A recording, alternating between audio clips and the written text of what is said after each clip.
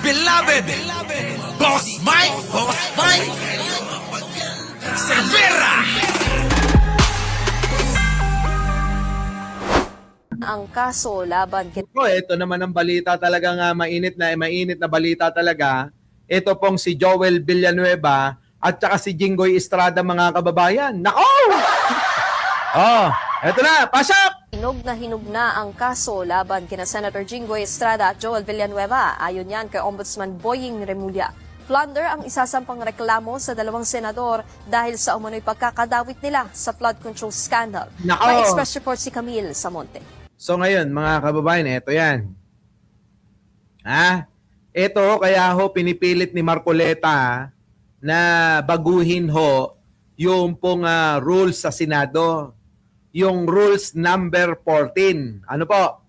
Gusto niya hong baguhin doon ho yung mga nakasulat doon na hindi po pwede na makisali sa butuhan yung pong mga wala sa plenaryo.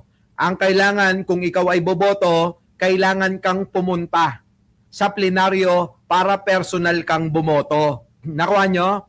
Ito naman si Marcoleta, na gumagawa ito ng mga putang inang mga katwiran na bumuhit sa mukha niya eh. Paliwanag lang natin, Marcoleta, putang ina mo. Kami kapag bumoboto sa inyo, nakapila kami kahit mainit. Putang ina mo. Alintana mo ba yon, putang ina? Nung binoto ka namin, pumila kami sa pilahan. Kahit mainit, maiboto ka lang. Tapos gusto mo, online ang boto? Katarantaduhan nyo talaga. Di ba? Ay, di pwedeng ganun, mga kababayan. Gumagawa ho ito ng sariling sariling patakaran eh. Kaya nga ho, ilang beses pong nabutatan ni Ping Lacson eh. Kasasalang pa lang, neophytes pa lang, bilang senador, puro palpak nang ginagawa eh. Gusto niyang baliin lahat yung mga tuntunin diyan po sa Senado eh. Kaya ho hindi makaporma kay Ping Lacson eh, di ba? Yan po si Marcoleta. Opo yan po yung may hindi kaaya-ayang mukha dyan sa Senado. Oo, dalawa sila ni Amy. Isang mukhang malabukid at isang mukhang pang-araro. Ang tao pa ko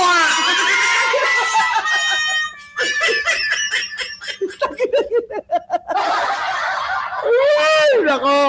Ewan ko. Putang ina yan. Hayop ka, Mike Cervera. Napatawa mo ko totoo naman, di ba? Isang malabukid na mukha at isang mukhang pang-araro. Ayop. Ewan ko. Mga kababayan ko. Totoo naman eh. Putangin na mga kababayan tayo, pumipila tayo pag bumoboto tayo kahit mainit. Dumadayo tayo pag malayo. Sorry naman, Armel Guzman. Di ba? Oh. Hindi, totoo. Tayo, mga kababayan, pumupunta tayo, saan? Sa malayo, kung saan tayo bumoboto. Di ba? Mga kababayan ko, ako, halimbawa, pumupunta pa ako ng Ilocos para po doon bumoto, mga kababayan. Nag-e-effort tayo ng gasolina, nagda-drive tayo ng 5 oras mahigit, at tayo nagbabayad ng toll gate, mga kababayan, maraming gastos para lang ho tayo personal na makaboto sa mga putang inan to. Tapos mga kababayan, sila, pagbotohan nila, pwede silang online. Di sana, ganun na lang pagka may botohan pwede online na lang din kami. Di ba? Para pantay-pantay tayo. Di ba Para pantay-pantay tayo. Putik na yung mga kababayan, ibang klase Ayaw gusto nila ganun Yung online na lang daw ang pagboto kasi nga, eto si Joel Villanueva. si Jinggoy Estrada, isama nyo na ho si Marcoleta, sama nyo si Chis Escudero. Lahat yung mga kababayan makukulong eh. Tuloy. Itinakda na ng Ombudsman sa Huwebes ang pagsasampa ng kasong plunder laban kay Senator Jinggoy Estrada sa Sandigan Bayan. Alinsunod ang kaso sa rekomendasyon ng Department of Justice na kasuhan si Estrada at iba pang DPWH officials kaugnay ng mga anomalyang flood control projects. Ang pinakamalapit na, hinog na, at pipirmahan ko maya-maya yung information against Senator Jinggoy Estrada. Information to be filed with Sandigan Bayan as soon as possible time. Nako. Hopefully Thursday. We will Thursday. Bukas nga bukas. Puta, bukas na mga kababayan, ano? Sasampa na ho sa Sandigan. Pag naisampa sa Sandigan, aantayin na lang ang warrant of arrest ni Jinggoy Estrada at saka ni Joel Villanueva. Putang ina, Joel Villanueva. Katutuwa talaga ng mga taga-Bukawi yan kapag ka nakulong ka. Tuloy. file it first thing in the morning by Thursday. Sa pagdinig noon ng sa Blue Ribbon Committee, ibinunyag ni dating DPWH Assistant District Engineer Bryce Hernandez na nakatanggap umano si Estrada ng 30% na kickback mula sa 355 million peso project. Grabe no mga kababayan, ano? Isang bultuhan, 300. Oo. Ilang milyon yung nakukuha nila mga kababayan, no? Parang pang-candy lang nila yan. Balita ko nga si Jinggoy pumupunta pa ng Macau para mag-casino lang eh. Sabi nila, di umano, si Jinggoy Estrada sa ibang bansa sa Macau daw ito nagka-casino.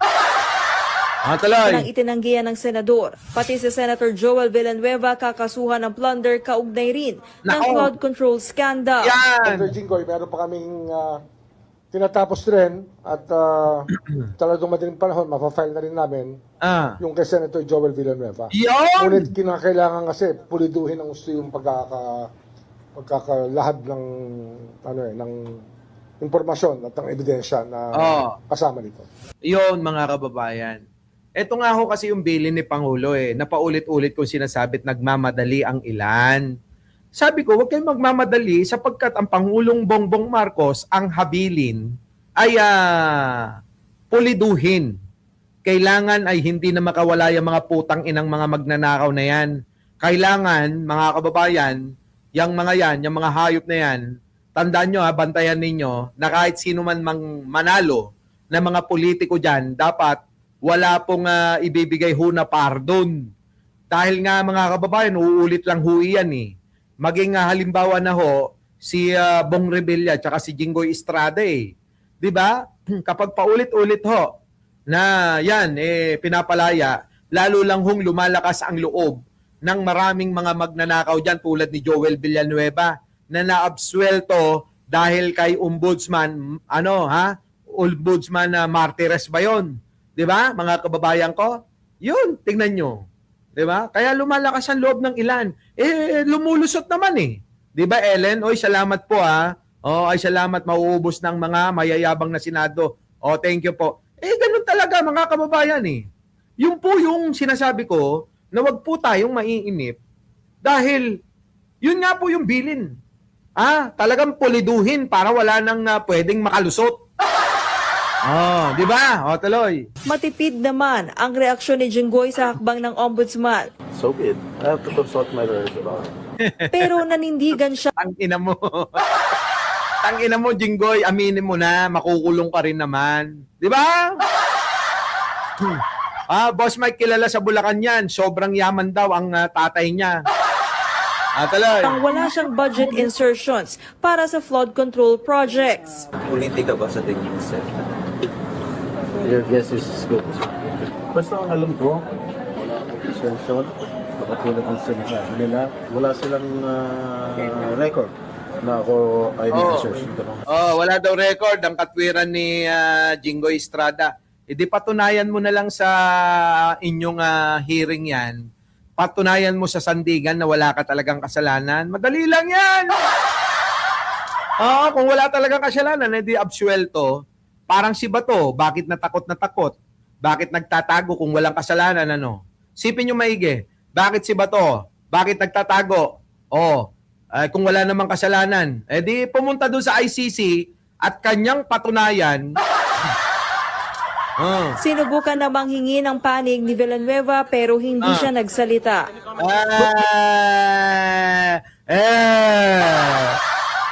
Buti nga sa'yo. Mga magnanakaw kayo, dapat sa inyo, alam nyo, may napanood ako mga kababayan, yung mga nakakagawa ng kasalanan, dapat yung mga ganyan, yung mga plunder, mga kababayan, dapat ang parusa diyan kamatayan, Di ba? Mga kababayan, binabaril, ganyan lang, bang bang bang bang bang. Pag gumalaw-galaw ka pa, lalapit sa yung isa, tapos babarilin sa ulo. Alam nyo, yun yung mga pagkakataon na kapag may pinapatay, matutuwa ka Matutuwa ka. Pero pagka yung mga patayan, yung mga inambus, yung mga ganon, malulungkot ka Dahil hindi mo alam kung ano yung mga kasalanan nila. Minsan, selos lang sa negosyo, selos sa babae, lalaki. Ganyan lagi ang patayan love triangle, labanan sa negosyo. Di ba mga kababayan? Yung gano'n sana yung China firing squad. Pag nagnakaw, dapat gano'n, kung hayaan lang nila na sino ang may gustong bumaril, magpe-presenta ako. Kapag halimbawa lang, si Marcoleta ang nahatulang guilty. Putang ina, panggigigilan ko yung mukha na parang yung mukha yung tatadtarin ko. Mga kababayan ko, sabog na yung mukha, pasasabugin po natin lalo. Ay, ginagaya mga kababayan. Di ba? Si Joel Villanueva, tamaan nyo sa noo. Tanginang mukha yan ni Joel Villanueva, tapos isunod nyo, yung dila, yung bunganga. Kung si Aimee naman, abay, targetin nyo yung baba. Para kapag ka minake-upan, tatakpan na lang ho yung baba ng espalto. Di kahit papano, matuwa pa siya, Yung baba niya, lumiit.